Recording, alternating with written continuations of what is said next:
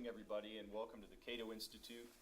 My name is Justin Logan. I'm the director of the Defense and Foreign Policy Studies program. Sorry, that's a terrible way to start. Thank you. It's fine, we got it out of the way early. I direct the Foreign Policy and Defense Studies program at Cato. I'd like to welcome you to our event here on the prospect for the United States entering another conflict in the Middle East. And as I'll set up the discussion here in just a moment, I see the United States as really teetering on the brink of a conflict in the Middle East. And I think there's a remarkably small amount of attention being paid to this problem in town. I had our research assistants look at the top 17 non-Cato foreign policy think tanks in town and the events that they've hosted since October the 7th.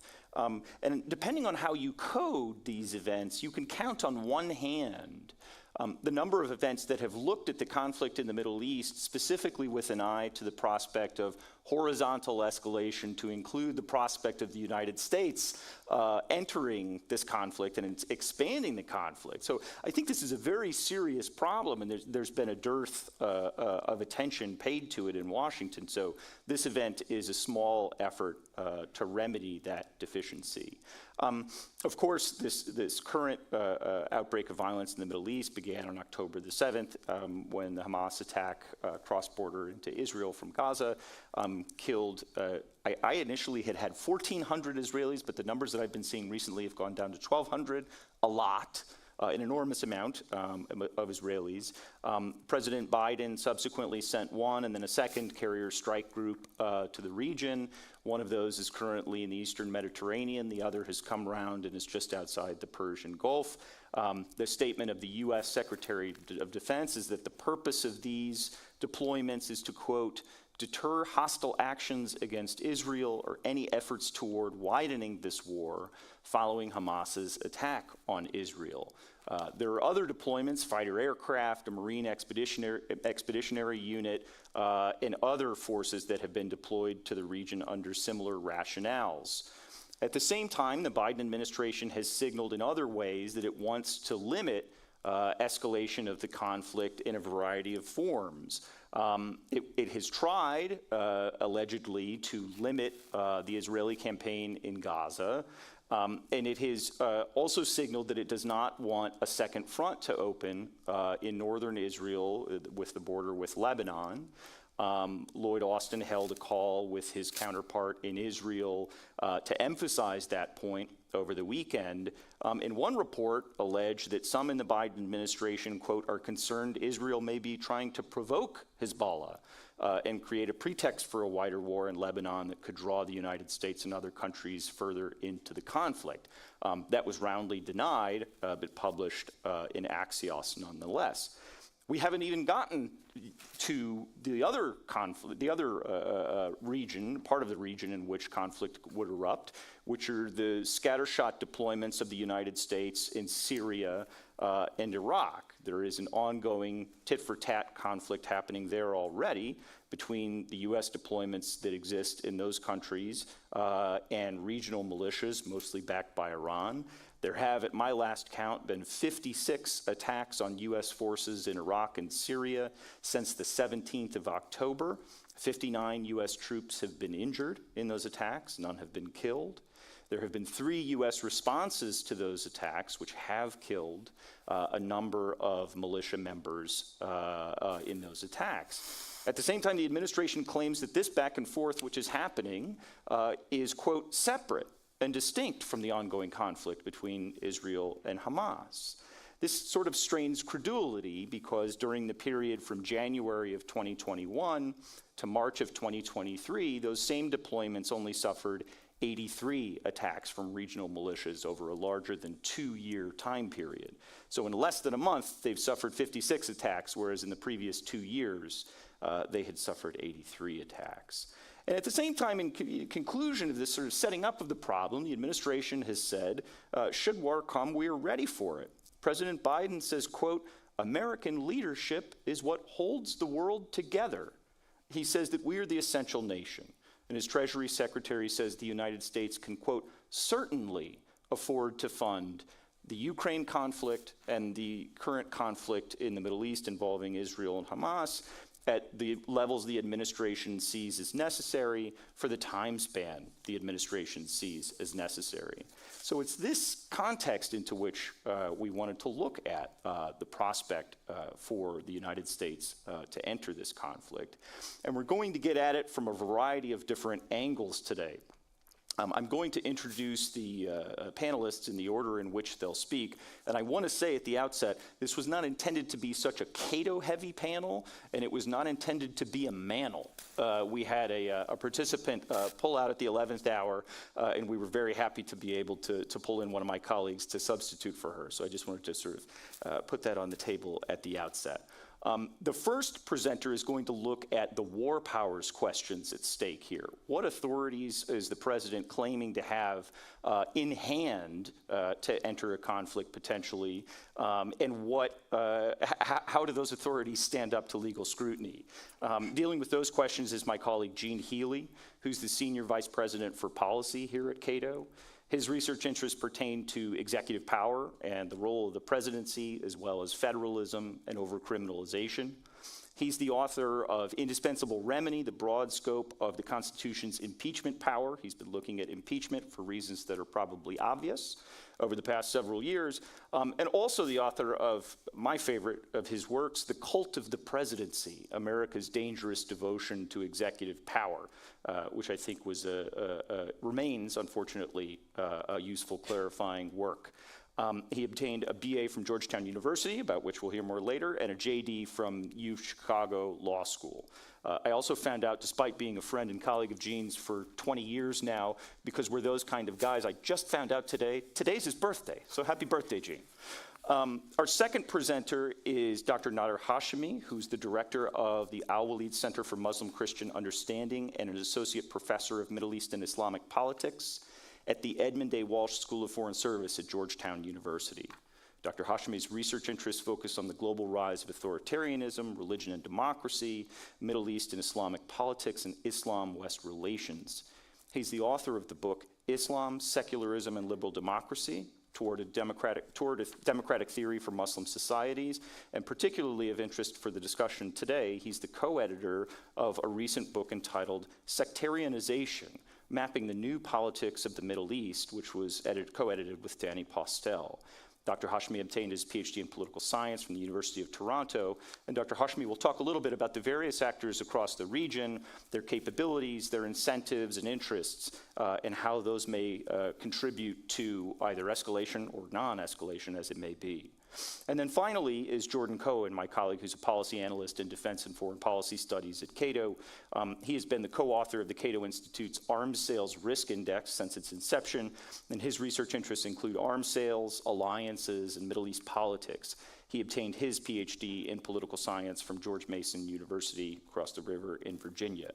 So with that, I'll turn things over to Gene Healy to talk 8 or 10 minutes about what the administration is claiming in terms of war powers and your candid thoughts about those claims.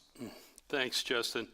I think that all sets the stage nicely for the question I'm supposed to address. According to the invite, does the president have the legal authority to bring the United States into the war? And the answer to that question is no, of course not.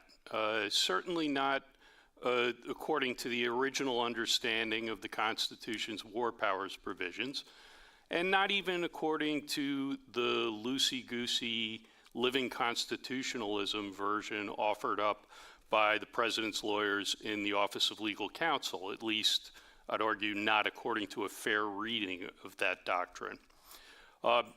In the next few minutes, I'll make that case, walking us through some of the various legal provisions at play here.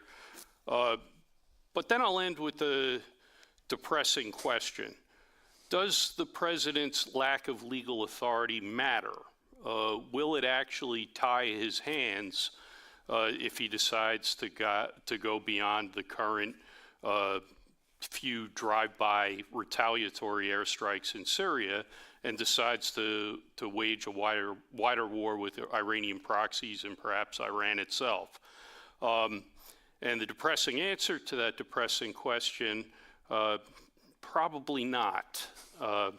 So happy birthday, everyone. Let's start with the original understanding of constitutional war powers. Our Constitution's framers, broadly speaking, believed that going to war should be difficult, that it should get an open public debate in Congress and require consensus across both houses and the executive branch. In the original constitutional scheme, the president's military powers are mostly defensive. It's described as the power to repel sudden attacks, not to launch them whenever he thinks it might be a good idea. If you're looking for possible constitutional sources for presidential unilateral action, where would they be? The first sentence of Article 2 gives the president the executive power in the John Yoo theory. During the Bush years, a lot of weight was placed on this clause, penumbras and emanations from which gave the president the power to launch wars. But the framers rejected a monarchical model of the executive power. The executive power in our Constitution is principally the power to execute the law, to faithfully execute the laws and decisions that Congress makes.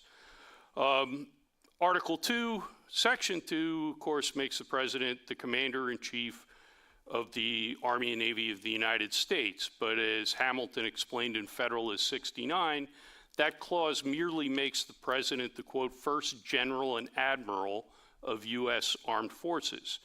And while generals and admirals have an important role, they generally don't get to decide whether, when, and with whom we go to war. Virtually every military power you can find in the Constitution is in Article 1, which lists the powers that belong to Congress. It's left to Congress to raise and support armies, to make rules for their use, to provide for calling forth the militia to execute the laws of the Union, and to declare war. And that power to declare war was understood broadly as a real limit on presidential freedom of action. That's reflected in the drafting history of the provision. Madison's notes from the convention describe it as leaving to the executive the power to repel sudden attacks, to repel and not to commence war. It's reflected in the ratifying debates. Pennsylvania's James Wilson explained to the Pennsylvania Ratifying Convention that this system will not hurry us into war, because it would not be in the power of a single man to embroil the country in such distress, since the important power of declaring war is vested in the legislature at large. And it's also reflected in the war powers practice of the early republic, in how presidents understood their own war-making authority. During the first 4 presidential administrations, the U.S. was on the receiving end of multiple acts of war, from Indian tribes, from illegal capture of neutral shipping by England and France, the impressment and kidnapping of thousands of sailors by England. And during this period, Presidents Washington, Adams, Jefferson, and Madison believed that the Constitution restrained them from going beyond the line of defense in response to these acts of war. As Washington put it in 1793, the Constitution vests the power of declaring war with Congress. Therefore, no offensive expedition of importance can be undertaken until after they shall have deliberated upon the subject and authorized such a measure. So, in the current conflict, is there anything the president can point to credibly argue that Congress has deliberated on and authorized a wider war with Hezbollah and or Iran? Again, no. Over the last few decades, every time we've wanted to do something new and stupid in the Middle East, the usual candidates for statutory authority have been the 2001 and 2002 authorizations for the use of military force, or AUMFs. The 2002 AUMF is the authorization that Congress passed in October that year to give George W. Bush authority to go after Saddam Hussein. Its operative clause empowers the president to, quote, defend the national security of the United States against the continuing threat posed by Iraq. Unless he's going to do a magic find and replace to switch all the Q's to N's, that AUMF doesn't authorize a new war against a different, much bigger country 2 decades later.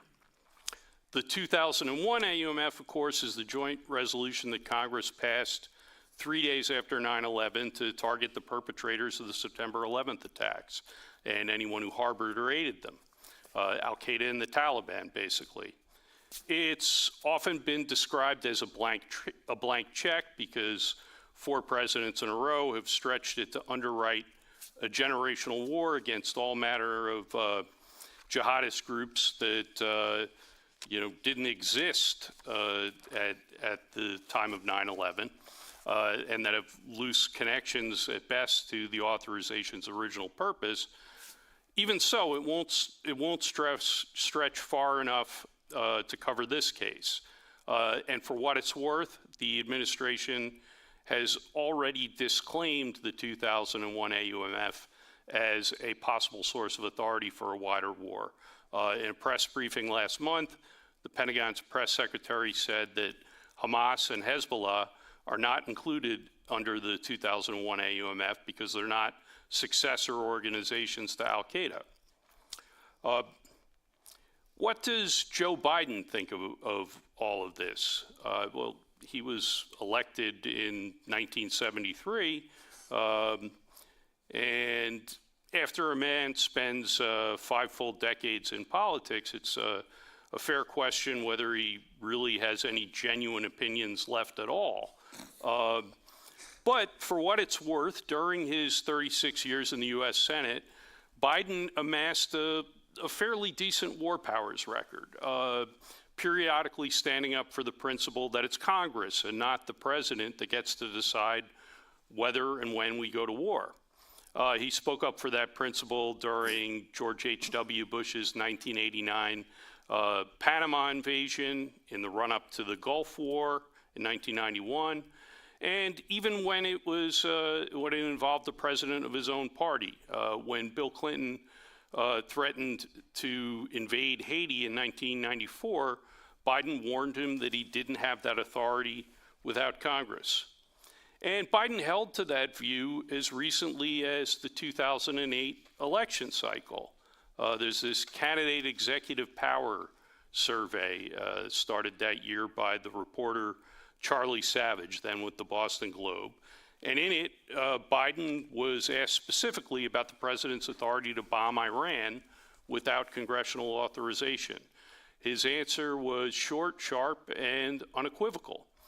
Quote, the Constitution is clear, except in response to an attack or the imminent threat of attack, only Congress may authorize war and the use of force. On the campaign trail around the same time, then Senator Biden even promised that, quote, if George W. Bush takes this nation to war in Iran without congressional approval, I will make it my business to impeach him. Hard to do from the Senate, but I appreciate the sentiment. Yeah, of course, since the 2008 cycle, some things have changed. Joe Biden has had 11 years in the executive branch, 8 as vice president and going on 3 now as president. So of course, this isn't what he says now. He has grown in office, and his view of the presidential war powers has grown along with him. Charlie Savage kept doing those candidate executive power surveys through the next 5 election cycles after 2008, and Joe Biden kept revising his answer. The latest round, which was published in September, about 3 weeks before the Hamas attacks, Savage asked now President Biden again about whether the president has unilateral authority to go to war with Iran. Biden now says the Constitution vests Congress with the power to declare war, a power that includes the requirement to authorize uses of force that would result in prolonged and substantial military engagements. As is well established and as the Department of Justice has articulated across several administrations, the Constitution vests the President as Commander-in-Chief and Chief Executive with the power to direct limited U.S. military operations abroad without prior congressional approval when those operations serve important U.S. interests and are of a limited nature, scope, and duration.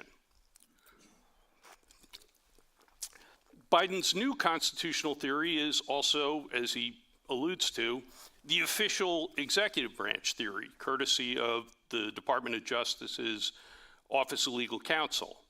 OLC has been called the president's law firm, the sort of OJ's dream team for defending unilateral presidential power.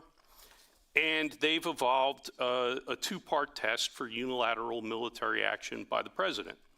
One, do the military operations contemplated by the president serve sufficiently important national interests to let him get away with unilateral action? And two, are those operations limited enough in nature, scope, and duration such that they don't rise to the level of a war in the constitutional sense? Now, there are a number of problems with this test, starting with you can't find it anywhere in the actual Constitution. And for another, the first prong, does the contemplated intervention serve sufficiently important national interests, isn't even a legal question. I mean, if you genuinely wanted to know whether bombing a particular country was in the best interest of the United States, and you earnestly set out to get the best answer to that question, of all the people you might consult, would the president's in-house counsel be very high on that list? Even so, OLC's view, which is Biden's current view, isn't quite the dark Brandon theory of presidential war powers. It's not John Yoo. It's not limitless.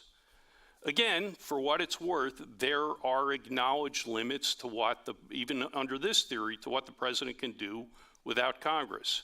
In OLC doctrine, there's such a thing as war in the constitutional sense that needs to be authorized by Congress. If the president goes too far, he can encroach, in theory, on Congress's power to declare war by creating conditions in which the decision is basically effectively taken out of their hands. And in the second prong of that two-part test, OLC says you're supposed to consider the nature, scope, and duration of the military intervention in assessing whether that prong is satisfied. You're supposed to consider the risk of escalation, whether U.S. forces are expected to suffer or inflict substantial casualties, whether the engagement is expected to be prolonged and substantial. Well, I'm going to leave it to my co-panelists to lay out the specific details here, but I think it's fair to say that all of those risks are very much present in the current conflict. I keep saying for what it's worth, but what's it worth?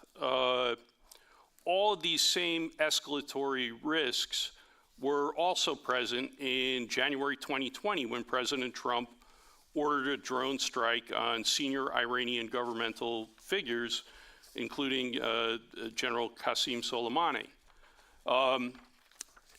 And OLC wrote a memo rationalizing that decision. Most of it is blacked out and redacted, but the serious risk of a wider war from assassinating a senior governmental figure in a country we weren't at war with, still, in OLC's judgment, was not enough to rise to the level of war in a constitutional sense. So in the current conflict, if President Biden feels that his hand is forced or decides that a wider war is in America's interests,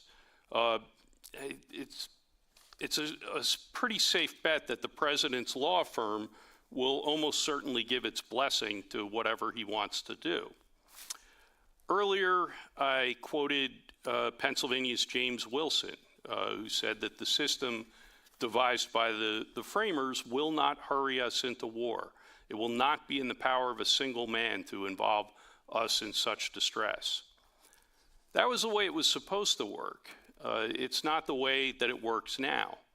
In what happens next, we, for better or for worse, are going to have to depend heavily on one man's prudence and self-restraint. A very sobering note on which to close that part of the that part of the discussion. Professor Hashemi, talk to us a little bit about who's who over there. Thank you.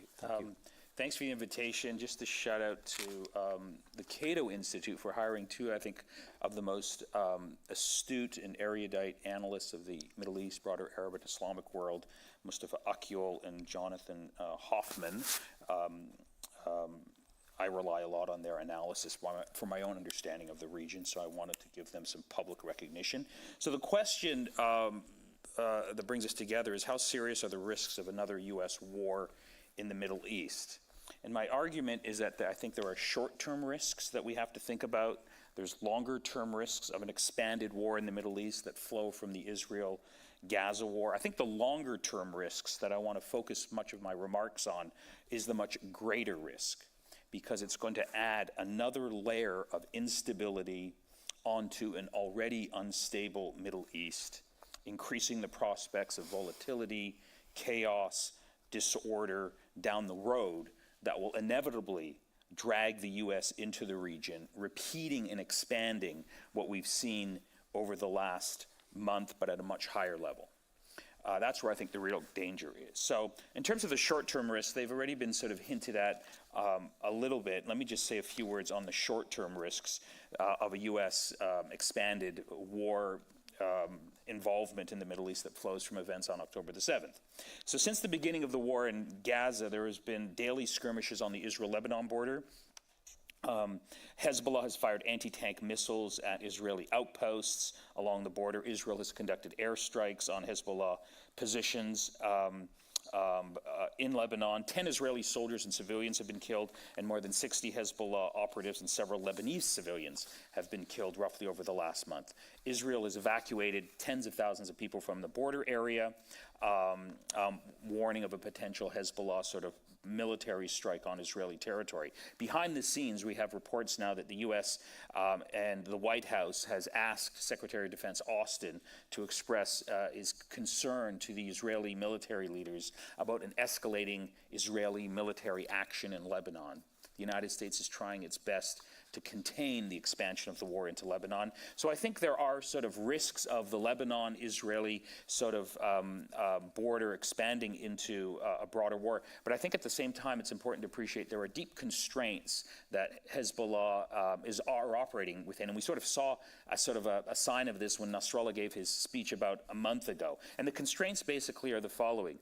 At the end of the day, Hezbollah is a Lebanese organization. It has to operate within Lebanon. Lebanon is a deeply fragile and broken country. Its economy is in tatters. 80% of the population lives in poverty. It has a broken political system. In 2006, Hezbollah started a war with Israel. It didn't end very well for Lebanon, and Hezbollah took the blame. Other Lebanese factions said, look, what the hell did you do to us? And Hezbollah took a big beating up from other Lebanese political forces, and it's very conscious of that fact. So I think those are the big constraints that are going to restrain Hezbollah from getting involved. But of course, we don't know. If there is a mass expulsion of Palestinians into Egypt, that's going to increase the political temperature. It's going to increase the prospects of Hezbollah firing more rockets, and things can spin out of control. So I think that's how I view, in a nutshell, what's happening in Lebanon with respect to Hezbollah. I'm happy to say more. With respect to U.S.-Iran tensions and attacks on American, assets and troops in Syria and Iraq, it was mentioned that, since this crisis broke out, there have been an increase attempts by Iran to attack American assets, military bases, etc., in Iraq and also in Syria. The United States has retaliated several times. According to Axios, 56 U.S. personnel have been injured. A combination of traumatic brain and minor injuries have been reported, but it's also been reported that they've all returned to work. So we've seen that type of back and forth. It's probably going to continue at this level. The Biden administration has taken the rare step of sending a message to the senior Iranian leadership not to target American troops. I don't think the Iranians are going to listen, but at the same time, I don't think Iran wants to get involved in a broader regional war for reasons of its own national security calculations. And I think, broadly speaking, Iran is benefiting quite a bit by now without getting involved militarily in a direct way by this changing landscape that we're seeing in the Middle East. How is Iran benefiting by this changing political landscape? Well, the global focus now is no longer on Iran, its internal repression, its nuclear program, its regional destabilization. The focus now by the world is on Israel and Gaza and on the human suffering there. That plays to Iran's benefit. Iran doesn't want the spotlight on its human rights record. It wants the spotlight on other regional countries who are engaged in gross human rights violations. Secondly, Iran, since the Arab Spring, has had a problem with the Arab Street. The Arab Street is Iran's basic constituency. After Iran strongly backed the Bashar al-Assad sort of repression campaign against the protesters, Iran's stock in the region among the Sunni population dropped significantly. Now that's all changed. Iran is projecting itself as the one country that cares about the Palestinians, that cares about the suffering of what's happening in Gaza, while all of the regional countries were just about to jump into bed with Netanyahu. And so Iran likes to draw that distinction between itself and what the other regional countries were doing. It gains that way by trying to extend its soft power into the Arab world. And of course, the Gaza crisis also allows Iran to break out of its isolation diplomatically. It's not a coincidence that there was a recent summit in Riyadh where the president of Iran, Ibrahim Raisi, was invited. I doubt if that would have happened at this time had this crisis not happened. It allows Iran to be part of these regional discussions and situate itself as a major actor in the region. So that's the way that Iran sort of benefits. And so I think, broadly speaking, the short-term risks of a major war that will draw the United States into the region are quite limited, but that could change if there's an escalation in what we're seeing in Gaza. And I think the operation in Gaza is still in its early phases. We don't know how this is going to play out. I'm really concerned about the longer-term problems, and I want to inject something here, a point of view that is rarely heard in Washington, D.C., but I think it's foundational to the topic that brings us together. These are the dark days of Middle East history, replete with torture states, corrupt ruling elites, repressed civil societies, and detention centers that are overflowing with political detainees. Authoritarian regimes are ascendant everywhere, while democratic opposition groups and social protest movements are severely repressed across the region. When judged by the key indicators of democratic development, civil and political rights, press freedom, censorship, women's representation, the status of minorities, state-sanctioned executions, the countries of the Middle East and North Africa have the lowest scores in the world. Adding to this grim picture is the expansion of mass poverty and economic destitution for hundreds of millions of Arabs and Muslims. Data on global inequality reveals that the Middle East, despite its abundance of wealth, has some of the highest wealth inequality scores in the world. The World Inequality Lab, co-directed by Thomas Piketty, reports that the Middle East is the world's most unequal region, where the top 10% capture 61% of the national income. This mass pauperization of the region is a key reason why the future of this region is deeply in doubt in terms of the prospects for stability. The Middle East and North Africa also has the highest youth unemployment rate in the world, and it's held that position for the last 25 years. Over 30% of young people in the region are unemployed. Opinion polls consistently reveal that the vast majority of young people in the Middle East and North Africa want to immigrate somewhere. This region has one of the highest population growths in the world. In 1950, the Middle East and North Africa had a population of about 100 million. In the year 2000, it had a population of 380 million. In the year 2050, it will have a projected population of 722 million people. This is a perfect storm for a coming societal explosion that will affect not just the region, but the entire world. The picture becomes even glimmer if you look at sort of the organizations that monitor global peace and security. The Middle East and North Africa region remained the world's least peaceful region, and this was according to the 2021 Global Peace Index. Many of the most unstable countries in the world are located here, and the Middle East has held that distinction since 2008. If you look at other monitoring groups that monitor sort of global conflicts in the world, such as the International Crisis Group, instability in the Middle East and North Africa always ranks at the top. So this is a region where the political stability of the region is very much in doubt, and I'm not really getting to the Israel-Gaza component of this at this moment. I'll say something about that in a few seconds. So this is the broad socioeconomic reality that shapes the Middle East and North Africa today, and that very few people in Washington, D.C. and in other Western capitals want to grapple with. So the Middle East, in a nutshell, is facing a series of overlapping and mutually reinforcing crises that will eventually contribute to some sort of deep political instability that will lead to collapsing states, many of them U.S. allies, that will force the United States to respond. So there's a human rights crisis that the region has seen, the worst in its modern history. There's an economic crisis, there's a youth unemployment crisis, there's a refugee crisis, there's a collapsing and fragile state crisis, there's a crisis of good governance, there's a crisis of political legitimacy, and on top of everything else, there's now a new crisis that's going to sink this region deeper to the bottom, and I'm referring to the climate change crisis. The climate change crisis disproportionately affects the Middle East as opposed to other parts of the world, adding to the region's instability. So in many Western capitals, when we gather together to talk about the problems of instability and war, we rarely deal with these underlying socioeconomic, political, environmental factors that I think are really at the basis of the instability of this particular region. The quality of lives of the average citizen are getting worse, and the prospects look incredibly bleak in the coming months and years.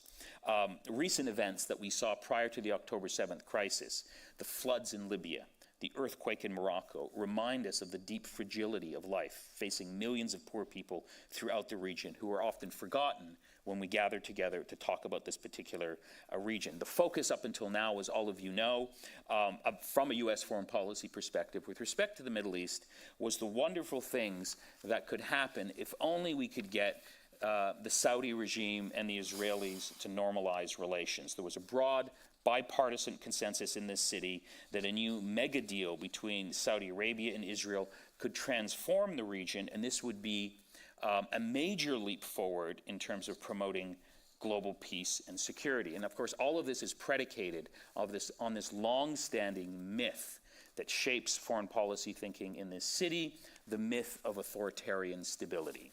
The idea that somehow these authoritarian regimes are going to preserve social order, preserve stability, protect American interests, when in my view, it's the exact opposite. It's the policies of these authoritarian regimes that are producing the instability, the mass pauperization, the grievance, the rise of radical extremists, etc. And just take a look, just to cite one example among many, take a look at the authoritarian stability thesis and apply it to what's happening in Sudan today, and get back to me on how well that's working out. A final word on Israel-Palestine. So we in the United States, in the West, we can't solve all of the problems that I've just referred to in terms of the Middle East. Many of these problems are rooted in age-old questions as to what constitutes good human, political, economic development. But what we can do, and I think what we must do going forward, is to tackle one important cause of the instability in the Middle East that continually draws the United States militarily into this region, and that is the Israel-Palestine conflict. The United States has enormous leverage over the key players that it could theoretically use to advance a just and lasting settlement of the Israel-Palestine conflict. The contours of what a just and lasting settlement of the Israel-Palestine conflict could look like enjoys broad international and regional support, and they've been enshrined in international law documents and many UN resolutions. I'd be happy to go through them if you want. You should be familiar with them already. I think if the United States were to take this on, it would obviously not solve all of the problems in the Middle East, but I think solving the Israel-Palestine conflict, as we're seeing today, could remove one important layer of the instability that this region is facing. It would prevent, I think, the United States from continually deploying assets to the region, always being on this war footing. And I think it would sort of at least push things in a very substantive way in the right direction. The last point I want to make about what's going on in Israel and Gaza today, and it hasn't really received much attention, is that this particular conflict, the violence, the atrocities, what's happening in Gaza, the rise of Hamas, is actually a perfect storm, a perfect situation for recruiting more people in the direction of radicalism and militancy. In the case of Hamas, if you know anything about the organization, they get recruits from going to families who've lost loved ones and saying, look, join our side, we're going to get you justice and we're going to get you retribution if you sort of sign up to our political project. So that's one reality that's going to happen. Even if Hamas is completely eliminated, it's not going to go away. Some iteration of Hamas or some variance of that is going to manifest itself in the coming months and years. Regionally also, there's the problem of Al-Qaeda and ISIS, who are going to exploit this moment to gain new recruits, drawing upon the mass misery, poverty, lack of hope that people have, and then pointing to Israel and Gaza and say, look what the West is doing to us once again.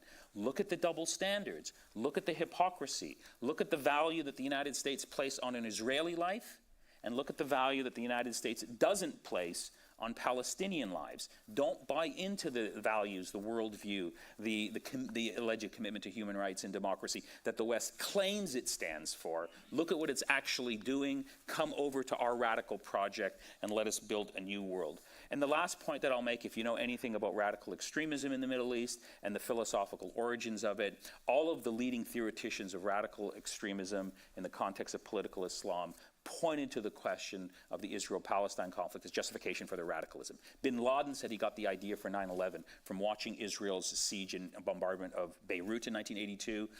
Sayyid Qutb comes to the United States right after the creation of the State of Israel and is shocked why everyone is supporting and celebrating the creation of the State of Israel, where from his perspective, the State of Israel translated into the expulsion of 750,000 Palestinians. And he didn't understand why the United States doesn't get that, and that contributed to his radicalization. So there's a lot to say about how these particular events that we're watching right now are going to produce much more instability, much more extremism, much more recruits in the direction of Al-Qaeda that will then manifest themselves in some sort of violent attack, bombing, assassination, that will then implode the region and draw the United States in, exactly as we saw after September the 11th. Thank you, Professor Hashemi. We've had this juxtaposition of course it would be against the law, but it probably doesn't matter. We might be all right in the short term, but in the long term, there are these huge structural forces that are going to portend big, important problems. So see if you can do this great juxtaposition of, on the one hand, on the other hand, with respect to the United States. Yeah, and so I think one thing I've learned about the Middle East since I really started studying it in high school, then through college, master's, PhD, and working at Cato, is quite literally I'm really bad at predicting what the U.S. is going to do in the Middle East because it feels oftentimes completely irrational. So with that said, I'm not going to tell you what the likelihood of horizontal escalation dragging the U.S. into a broader Middle East war is. I don't know, but what I am going to do is kind of do some just generalized like military analysis and bean counting to kind of describe the costs of U.S. action if U.S. chooses to get involved for whatever reason. Ultimately, and again, I'm bad at predicting this, so take it for what it's worth, but I see two real avenues where escalation could drive U.S. direct action in this conflict. The first avenue is Hezbollah, and if Hezbollah expands the war, and I really do think that is possible. I think the Israeli government at least thinks it's possible because the Axios report Justin talked about when he started did show that, and it did say that the Biden administration fears that Israel is trying to get Hezbollah to attack to drag the U.S. into war. And the second, I think, is Iran. But I'll get to Iran after I talk about Hezbollah. So oftentimes when you hear especially kind of Israelis talk about Hezbollah, they reference 2006 and that, yeah, 2006 was costly, but Israel beat Hezbollah pretty good. They destroyed Lebanon pretty good. The problem with that argument is that the Hezbollah of 2006 is not the Hezbollah of 2023. The Hezbollah of 2023 has somewhere around 100,000 fighters ready to fight. They have somewhere around 150,000 rockets, thousands of which are precision guided. They have anti-ship missiles, including the Russian Yakout missile, which is one of the best anti-ship missiles kind of in production. It can travel about 186 miles, and it can carry a 440-pound explosive and armor-piercing warheads. So any naval battle like happened in 2006, Hezbollah is a lot better prepared for. I would also point out that Hezbollah is better prepared to attack Israel, and while the Iron Dome has come a long way, Hezbollah has short-range rockets, right? Again, they have 150,000 rockets. The short-range rockets can occupy the Iron Dome, and the Iron Dome may be able to take them out, but that's really what it's geared for. Hezbollah also has kind of more medium-range rockets, and Israel has David's Sling, which is an Israeli production, and it mainly is designed to kind of fight these and intercept medium-range rockets. But what Hezbollah didn't have, at least to the degree they do now in 2006, are cruise missiles, long-range cruise missiles. Israel does not have the air defense capabilities to deal with the bombardment of these precision-guided cruise missiles. And while Hezbollah doesn't have a limitless amount, they do have enough to cause damage. For example, they have an M600 missile that can travel 155 miles. It can carry a half-ton warhead, and it's pretty accurate. About kind of, I think the number I have here is a dozen yards off its target accuracy. So it's pretty accurate. Ultimately, what all this means is that if Hezbollah expands in Israel, they can basically hit any target throughout the country, and they will do damage. In 2006, it took 150,000 artillery rounds for Israel to defeat Hezbollah. Hezbollah is much stronger now. It's going to take more than that. And this is where U.S. entry becomes important. If the U.S. decides to enter, I think the first thing it's going to do is try to provide Israel with artillery to fight against Hezbollah, as well as some sorts of missile defense systems. So 155 millimeter shells, if you've heard about those, they're really kind of a thing in Ukraine. The U.S. doesn't have a lot of them. The U.S. produces about 24,000 a month. For context, Ukraine is firing 6,000 of these a day. Israel's going to need them in any conflict with Hezbollah, and I think the U.S. is going to try to provide what it can, but it really does mean the U.S. right away is removing a key aspect of its artillery just to help Israel. Israel will need air-to-surface missiles, especially if Hezbollah launches a multi-front attack, right, from Lebanon and from Syria. And again, the U.S. just doesn't have a ton of these, and they're wanted by U.S. clients. So the first thing that I'm really trying to point out here is that if Hezbollah joins, Israel's going to need things that are wanted by Taiwan, that are wanted by Ukraine. So it is going to force weapons calculations on behalf of the United States, and that means places like the Indo-Pacific are probably going to take the loss here, right? They're not going to get weapons they're asking for. Beyond that, any direct U.S. military action beyond just weapons transfers is very dangerous. Hezbollah can likely hit targets anywhere across the Levant and potentially throughout the Middle East. I did some research in the Levant right now. The U.S. has over 6,000 troops, and it has over 45,000 in the Middle East proper. But let's just focus on the 6,000. Hezbollah can hit those troops very likely from anywhere, right? So right away, there is a military cost for the U.S. entering, which is the U.S. troops that are already there at risk. Now, obviously, military entry means even more U.S. troops, and so all of a sudden, you're talking about multi-thousand U.S. troops are at risk just from Hezbollah, right? Just from Hezbollah entering this war, and the U.S. using that as reason to enter. I'd also point out that if Hezbollah enters while the war in Gaza is happening, so this is more in the short term, where I agree with Professor Hashemi that I think it's probably unlikely, but if it does happen, right, if Israel's still fighting in the tunnels, they probably don't have the total number of troops to fight a 2 to 3 front war that Hezbollah joins, which means any U.S. entry likely could require U.S. troops fighting along kind of the Israeli borders. And again, there's just a risk there. The U.S. is entry into this war risks U.S. troops. And while it seems easy to just say, oh, well, it's Hezbollah, they're a terrorist organization, in many ways, their arsenal rivals that of many modern militaries. So it's not nothing. And with that said, compared to Iran, Hezbollah's risks to the United States are pretty modest. This has been something that's bugged me since I was in high school, where everybody just says, oh, well, the U.S. can go in, bomb Iran, in and out. And that totally ignores how Iran has built its military, right? So the weapons it purchases for its military are there primarily to defend Iran. They are primarily defensive. They are primarily designed around preventing access into the country. For example, they have the Bavar 373, which is a long-range air defense system that many military scholars think is actually stronger and better than the Russian S-300 and the U.S. Patriot system. It can detect up to 300 targets at one time with a range of 180 miles. They also have short-range weapons like the Cordad.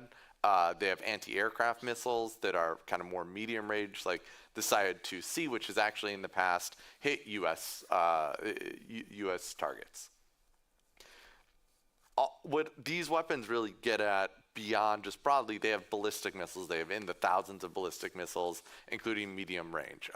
Per the Congressional Research Service, Iran is the most capable unmanned aerial vehicle kind of department in the entire Middle East. Just doing some other research by the pure numbers, Iran has the 15th largest amount of manpower in the world and that can fight, in the 13th largest fit for service population in the world.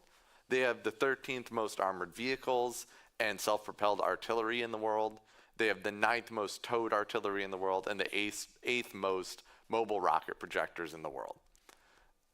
What I am trying to get at here is Iran is really good at preventing access into Iran. Iran's kind of anti-access area denial capabilities by many kind of military analysts mean that they could ostensibly put an umbrella that is untargetable from the Persian Gulf to the Gulf of Oman. That means any U.S. entry that requires direct action against Iran is going to cost a lot of U.S. troops.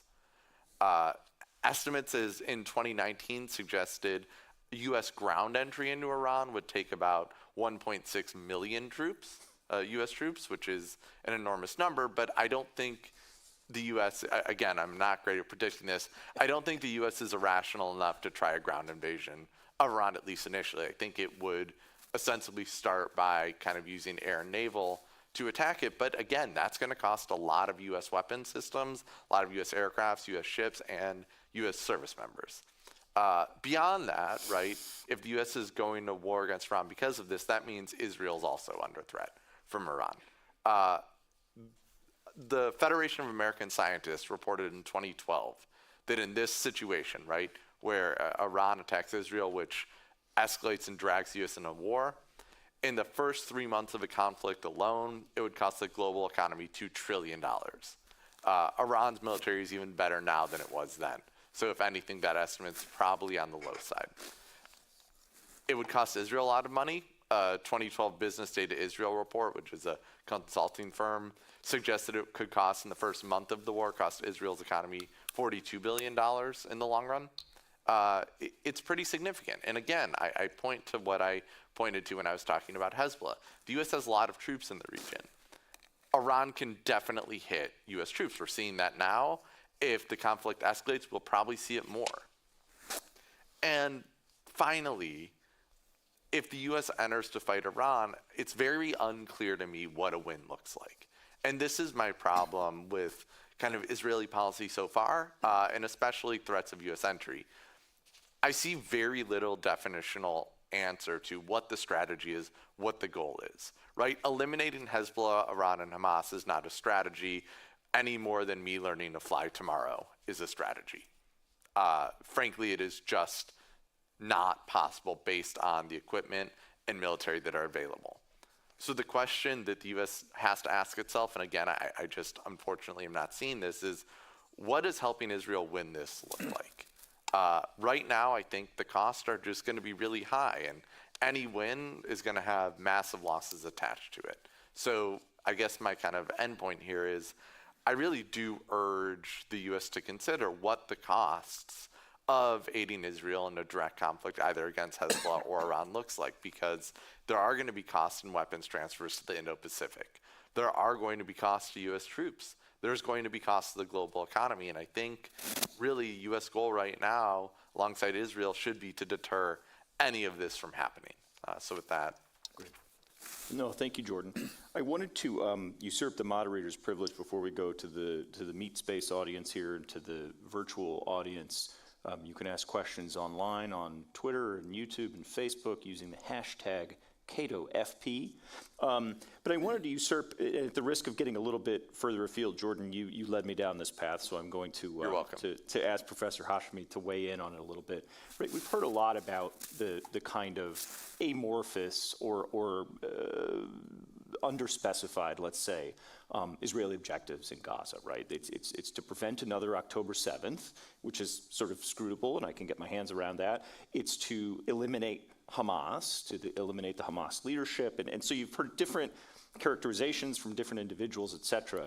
But it's clear that there's going to be some sort of political denouement of this campaign. Something is going to emerge politically in Gaza after this campaign. And some of us in the department have been kind of concerned that war and terrible suffering tends not to empower the most liberal actors in a society. Modest claims, department. Do you have a read of the political evolution? And again, this is asking you to predict. I apologize for doing so. But do you have a read of the political evolution you think is more or less likely as this campaign, if and when it concludes? You mean in Gaza? Yes. In terms of what Israel is planning politically afterwards? In terms of what is likely to emerge afterwards? Well, I think there's a tension now between what the United States has stated it wants and what Israel has stated it wants. The United States has said there has to be some sort of Palestinian leadership and governance structure over the Gaza Strip that is linked to what we see in the West Bank.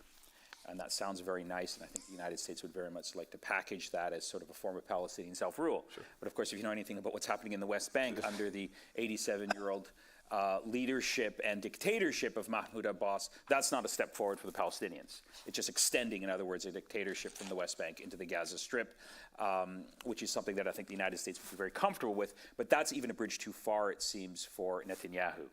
I think there's another dynamic here that Netanyahu knows that his political future is over because he was Mr. Security on October the 7th, and I think the only way he can survive politically is to drag this war out as long as possible. What's going to happen afterwards, we don't know. There's a scenario where there's actually a notorious Palestinian, I'm not sure what the best word is. I would call him just sort of a Palestinian sort of security man who actually is from the Gaza Strip, was very much connected to the Palestine Authority, but now works very closely with the government of the United Arab Emirates. His name is Mohammed Dahlan. He happens to come from southern Gaza. He's very much, I think, someone who they would like to see come back to Gaza and rule Gaza, you know, in close coordination with Israel. So I suspect that might be one particular scenario that we're going to see. But at the end of the day, you know, whatever these, you know, plans are, the bottom line remains, and this is something that I think most people who are honest and objective instinctively know, but not many people, at least in Washington, want to publicly state, that there can be no security long-term for the state of Israel at the expense of the Palestinian people. Yeah. Their security is deeply linked to the Palestinians having some stake in a stable future, which allows them self-determination, either in a separate state or in some sort of unified state where there will be equal citizens. Barring that sort of, you know, ignoring that part of the equation is simply to perpetuate, I think, the Israel-Palestine conflict in very destructive ways that ends up killing a lot of innocent Israelis and Palestinians at the end of the day. Yeah, the idea of bracketing the question away, I mean, we're sort of living with exactly the wages of that. Gene, I wanted to talk to you. You talked a little bit about getting away from legal concepts and getting into sufficiently important national interests campaigns that are limited enough in scope and duration. These are witchy political science concepts, security studies concepts, not these discrete legal concepts. And I wanted to ask you about the Biden administration's war powers reports that they've sent to Congress. They've been good. They've filled out their TPS reports on time. That's always good to see. But they've justified the strikes that they've used in Syria to retaliate for these militia attacks. The first one was justified that they were trying to, quote, establish deterrence with these militias, which again are witchy political science concepts, not really legal or much less constitutional concepts. And the second war powers report that they sent to Congress was to reaffirm deterrence. So having in the first strikes established deterrence, they then reaffirmed that deterrence with the second strike. Are these new concepts to be introduced for the authorization of the application of American military power overseas, or is that, have I just not been paying close attention? I look at that as less of a legal concept and more as a rationalization. I mean, clearly deterrence was not established as the pace of attacks continues to go up. But, you know, there were these drive-by airstrikes on Iranian proxies, you know, in Syria. We've seen recently several times, even before October 7th in the Biden administration. They're all, you know, they're justified under the, you know, the legal authority they cite in the war powers notifications is, you know, generally Article 2, executive power and commander-in-chief. The more interesting legal question is what's the authorization for the continuing presence in Syria?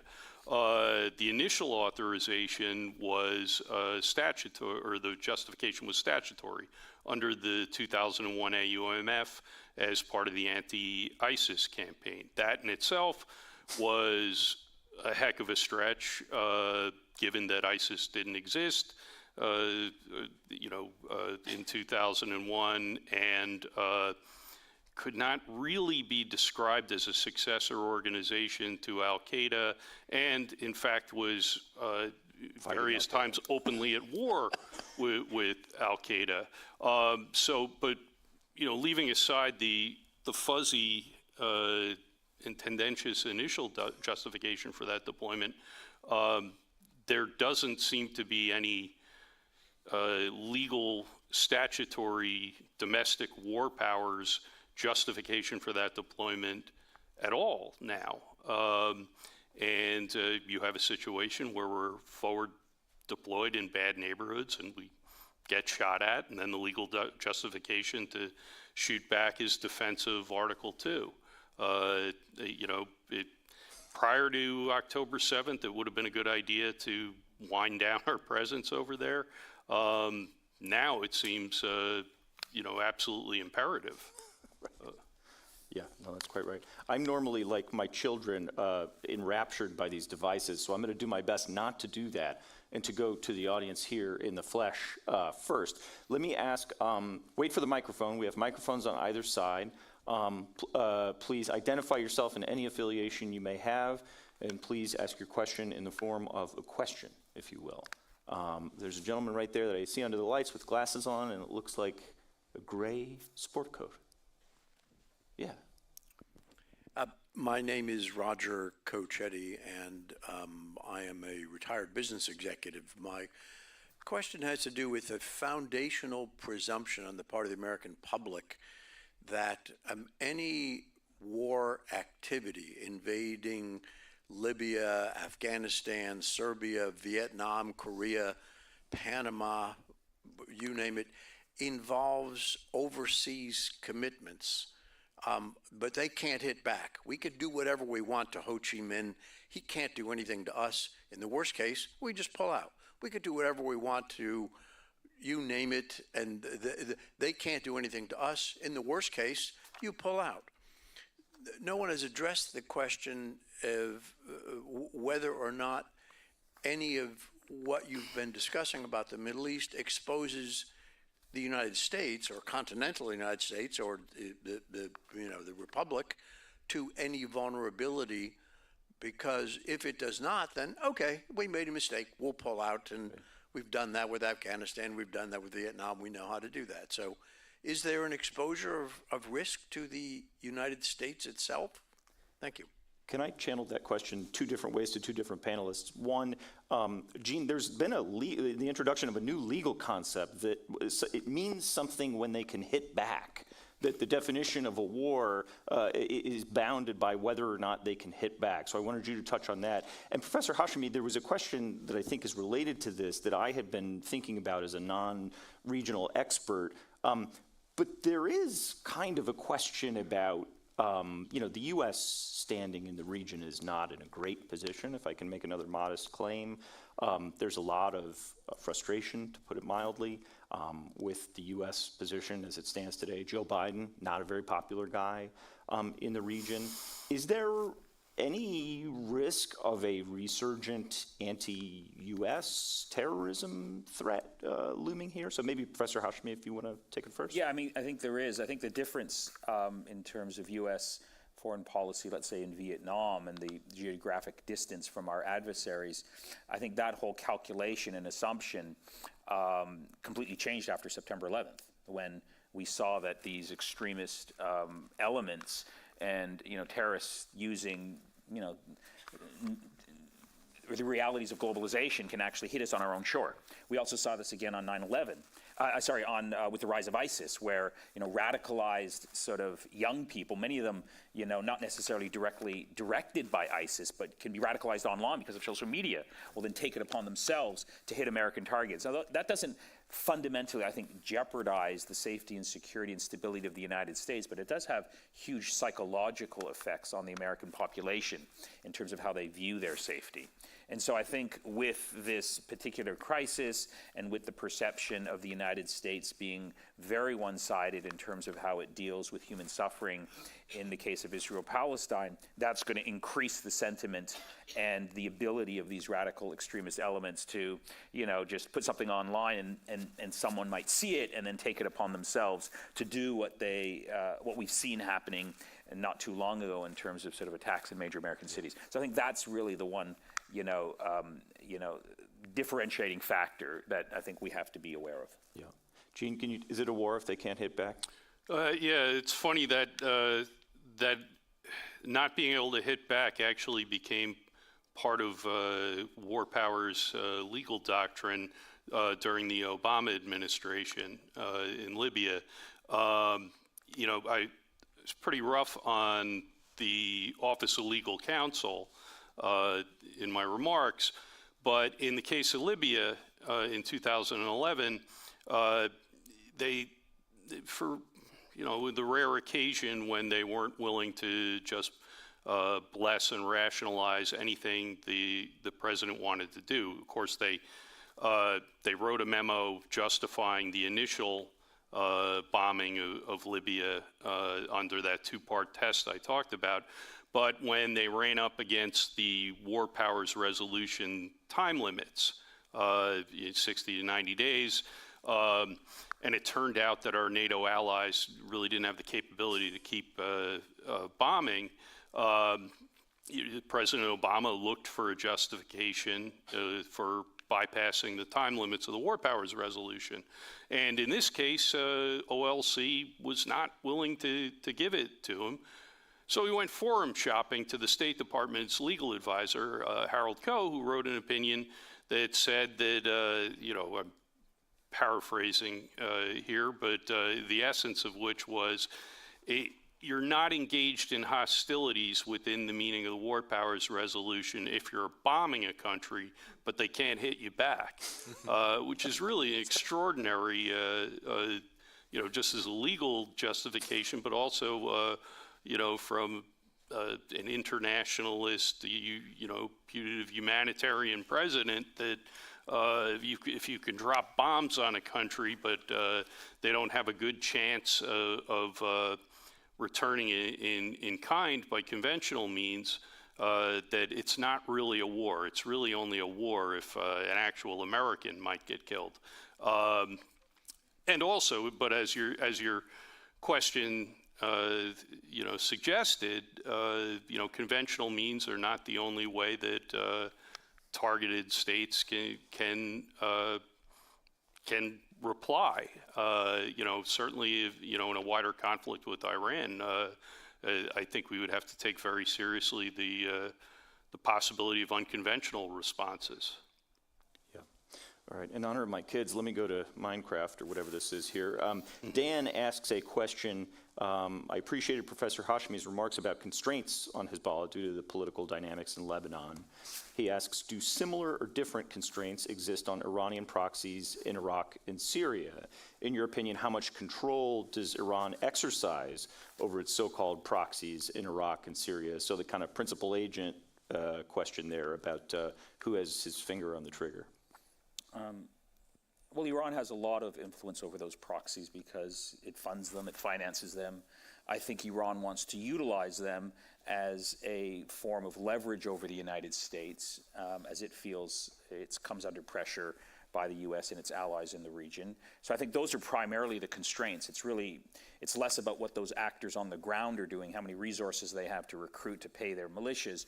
It's really what decisions are made by their primary patron in Tehran in terms of how much it wants to use those proxies to hit out at American targets. And we've seen this fluctuate because if you recall, just before October the 7th, there were reports that as Iran wanted to make this deal for the prisoners that it held in exchange for the money, it had instructed its proxies, and there were reports widely in the mainstream press that the amount of attacks on American troops and bases in the region had decreased significantly because Iran wanted to create an environment where it could strike a deal with the United States to get that money.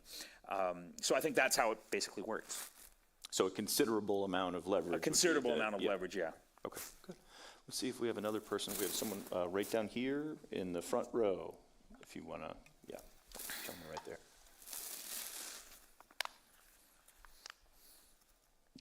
Yeah, I'm Ken Meyercord, unaffiliated. There are two recent developments that I'd be interested in what the significance is of. One is the Saudi-Iran rapprochement, and the other is three of our erstwhile allies, Saudi Arabia, UAE, and Egypt, joining the BRICS group. I'll answer those very quickly. I think there's been a lot of exaggeration about a Saudi-Iranian rapprochement. When the news first broke, it was being portrayed in some quarters as if Iran and Saudi Arabia had struck up some sort of new alliance. And, the United States and Saudi Arabia had turned its back on its previous allies. I think there's just a realization that there needed to be a detente between these two regional powers. You have to understand Iranian-Saudi relations in the context of the up and down roller coaster relationship that they've had since the Iranian Revolution in 1979. It's always fluctuated. It's gone up, it's gone down. Now it's gone down because I think there's a realization that there's no benefit to keeping the tensions going. So I think it's very fragile. The underlying strategic view and prospects for the future of the region are still fundamentally different when looked at from the perspective of Tehran and Riyadh. So the differences are still there. I think this rapprochement is very superficial. It can easily come undone. I think the interesting thing is now because of the crisis in Gaza, that has elevated this topic and it's going to create conditions for Iran and Saudi Arabia to at least nominally come together and issue statements like we saw in Riyadh over the weekend. But the underlying reality and tensions that separate these two countries still remain there, and easily we can get back into a period where these two countries are back in conflict with one another. I suspect, I'm going to guess here, but if Trump comes into office once again in this country, we can see a repeat in the tensions between Saudi Arabia and Iran if Trump sort of starts to back those same political forces directed by Jared Kushner with the Saudi crown prince. I think the Iran-Saudi relationship there can take a nosedive very quickly, reproducing what we saw during the Trump years. We need another conference for that one. But very quickly, BRICS I think is exaggerated. I don't think. No, I mean, in the rapprochement. Yeah, I mean, so they played a role because, I mean, they played a role largely because they were the only power that had relations with both sides, right? The United States doesn't talk to one of the sides, so we were excluded from that perspective. So I think China wants to insert itself. I think politically they want to stick it to the United States. Look, we've brought these two adversaries together. You're trying to isolate Iran. We're bringing Iran out of the political isolation. It's a small sort of, but I wouldn't exaggerate China's role in the region. China's not going to get involved like the United States is. It's going to try and sort of manage things from a distance. But China is benefiting politically in huge ways now because of this crisis. Because right now, for young Arabs and Muslims, they're watching what's happening in Gaza, and they're saying, this is the West, this is the United States, this is Israel. China's not killing us. China's not brutalizing us. Maybe the Chinese worldview, that we're hearing might be a better alternative. So China's going to manipulate this and milk it for all it's worth. But I don't see, China going beyond what it's doing already to intervene in the region militarily, at least not at this stage. One thing I'd just add to that pretty quickly about the exaggeration is Saudi Arabia's military is like close to 100% dependent on U.S. weapons and U.S. action. So no matter what China says, Saudi Arabia is not going to want to give that up. So I think their involvement is somewhat limited based on, as Professor Hashmi said, they're the only country that has relations with both. Although the Saudis will milk it and say, look, give us what we want, Sure. but Joe Biden, or we're going to China. Yeah. And that scares people in Washington, D.C., but I don't think it's going to happen for the reason read you the just arms mentioned. sales, 22 arms sales risk index for more on that. So. Exactly. I wanted to go back here to the computer. Dr. George Simpson asks, and I guess this is mostly for Professor Hashmi, if Israel, so we've heard varying statements about objectives. We don't want it to go, we don't want the PA to come in, it can't be Hamas or something that looks like Hamas, et cetera, et cetera. So if the longer term, bigger Israel vision for Gaza were to come to fruition, with neither Hezbollah nor Iran making a much more concerted effort to prevent this from happening, what would that mean for Iran standing in both the Arab and Muslim worlds? That is to say, you said, in the short term, there are reasons to be maybe not optimistic, but less pessimistic.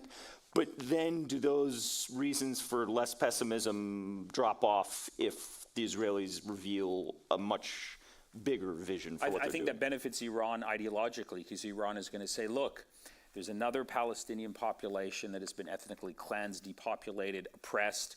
The West has stood, not only has the West not stood aside, Iran will say, the West has openly backed this new displacement of Palestinians, and all of these Palestinian deaths, that we're seeing, they're happening as a direct result because of U.S. and Western arms sales. They're American weapons that are killing these Palestinians. Iran is going to milk that scenario, whatever Israel has planned, even in its most expansive way. If Israel tries to completely occupy and control the Gaza Strip, either directly or indirectly, Iran is going to milk that ideologically. I don't think Iran is going to, he really doesn't have any military options to try and insert weapons there, but it's going to sort of step up the propaganda effort to expose its regional allies who sit on the sidelines and going to remind everyone, look, we're supporting the Palestinians, we care about the Palestinians, we're our Arab allies, look what they were doing just before October the 7th. They were all trying to jump into bed with Netanyahu. So I think that's how Iran is going to play this going forward. It's going to try and make those arguments, but also appeal to the Arab street, which is its primary constituency,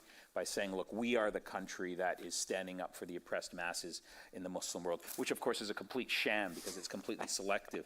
Look at what Iran has said about the Uyghurs. Not only has it not said anything, it's openly supported China's policy on the Uyghurs, so it's very self-selective here. But at least in the context of the Arab world, it's going to make these types of arguments. But you think even in that scenario, it's more of a public diplomacy, preening type of thing? There is not an enormous amount of pressure on them to do something militarily. Well, I think the risk could, what can they do? They can perhaps spend more money.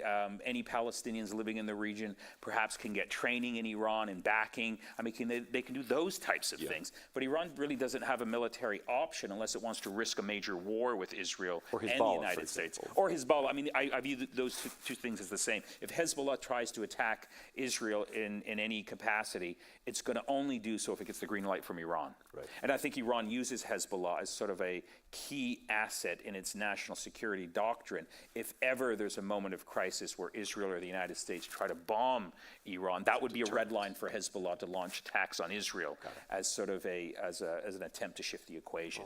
And Hezbollah is like Iran's offensive military. In a lot of ways, that's how they attack. Great.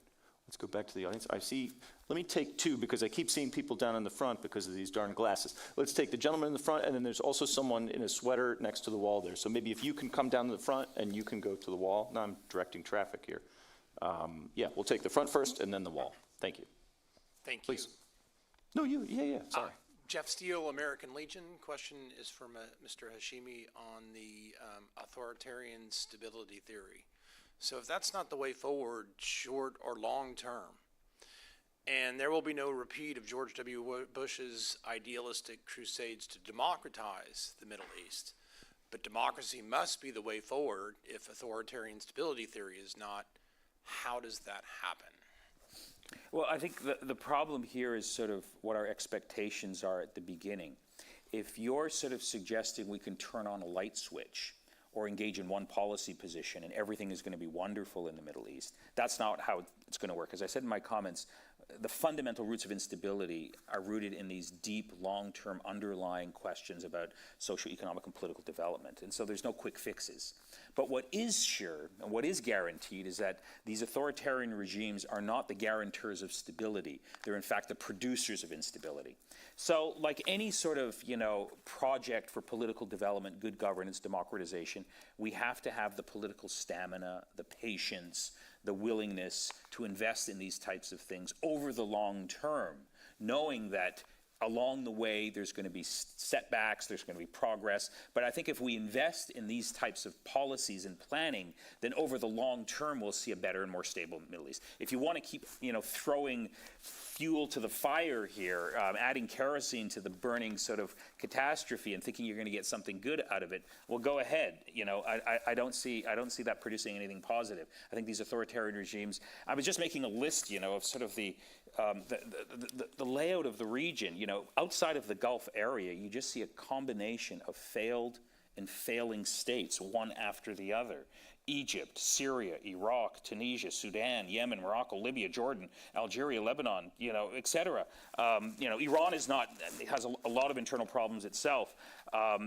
So, that's the landscape, and these authoritarian regimes are not the solution. So I think what really is needed here from a U.S. foreign policy perspective is the need for a very new, robust, forward-looking, bipartisan grand strategy for this region. That we are committed to, that we invest in, and we hope to get the results not in the next 5 to 10 years, but in the next 30 to 40 years.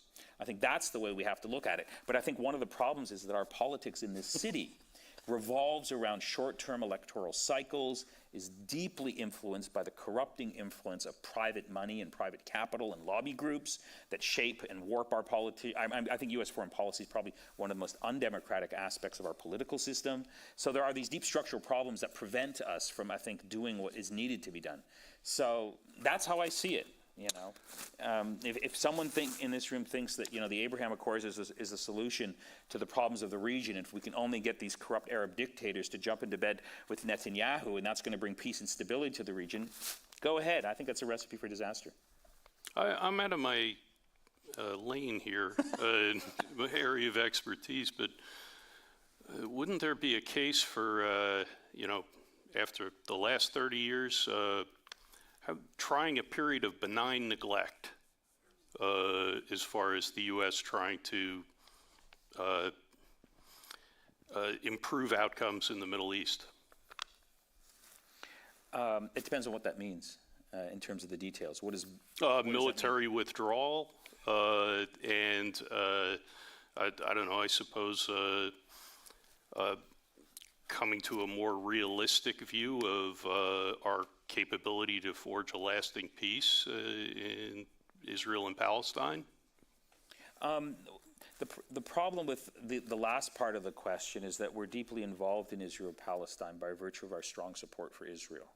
And because of that strong support that has gotten stronger since October the 7th, there's no incentive for any Israeli political leader to compromise, knowing that they'll always have the backing of the United States, which then produces this situation where Netanyahu can do whatever he wants, knowing that there's going to be no consequences from the United States. So I think if we're going to be giving Israel all of this support, political, moral, diplomatic, financial, then that should establish a set of responsibilities and sort of questions that we have to ask. What are we doing with this investment? Do we want to sort of condition, as I think we should, our support for Israel on Israel making serious moves toward a just resolution of the Israel-Palestine conflict? So, I think we can't have it both ways. If we're going to continue to support some of our allies by virtue of this form of support, well, then we have to ask ourselves, well, what's the payoff here? What's the calculation? I think, pulling out some U.S. troops from some parts of the region, I think that is something that we should be seriously considering. We have to ask ourselves what the consequences are. I wouldn't like to see Russia to fill in the void or Iran to fill in the void. I don't think those are steps in the right direction. I think, broadly speaking, I think U.S. foreign policy, properly rethought and recalibrated, can produce better outcomes. But that would require, I think, a serious sort of fundamental paradigm shift where we sort of reconsider these assumptions that have informed U.S. foreign policy for such a long time that, our allies in the region are these authoritarian regimes. Let's just keep backing them, and hopefully they're gonna sort of support us in the end. In the end, we see failed states, failing states, and no one in Washington really willing to sort of reconsider that calculation equation. And so I think this is one of these moments, these crises. I do view what's happening in Israel-Palestine today as a transformative moment. And perhaps, think tanks like Cato and others can sort of do the long-term deep thinking over how we got to this crisis. How can we get out of it? How can we think new thoughts? How can we redirect U.S. foreign policy in more, I think, productive ways? So I'm not of the view that we should just unilaterally sort of disengage. I think in some areas yes, in some areas no, but I think it has to be very carefully calculated in terms of what the risks and benefits are. But I think one shift that should happen and must happen is this sort of, this deep investment in authoritarian and repressive regimes, thinking that these regimes are going to sort of help us in the end. They're not. They're in many ways the root of the problem. Yeah, I think primum non nocere is where, first do no harm would be the lowest common denominator between the two views. Don't make things worse, which we've been doing far too much of for far too long. Let's hope that this last question is a sunny, optimistic one that can bring this. I'm Stan Besson. I'm even more depressed than when I arrived. I'm an economist. The professor makes an excellent case for the dire economic situation throughout the region. Should we be thinking about the equivalent of a Marshall Plan for the Middle East as a long-term solution to this problem? I've advocated for that a long time ago.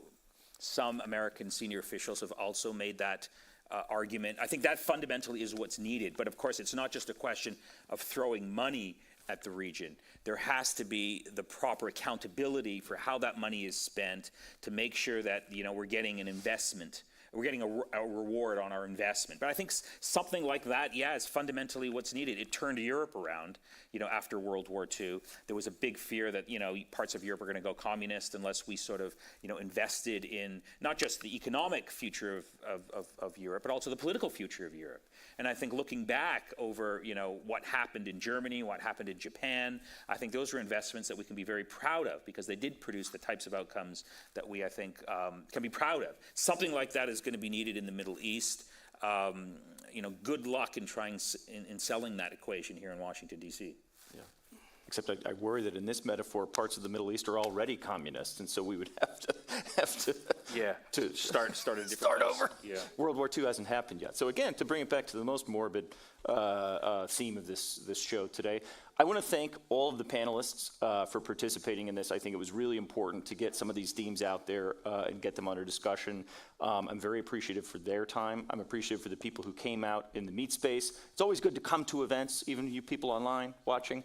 It's always good to come, and mostly because we have sandwiches upstairs, which are just terrifically delicious. I'll invite everyone to join us upstairs and to join me in thanking the panelists for this discussion. Thank you all very much. Thank you so much.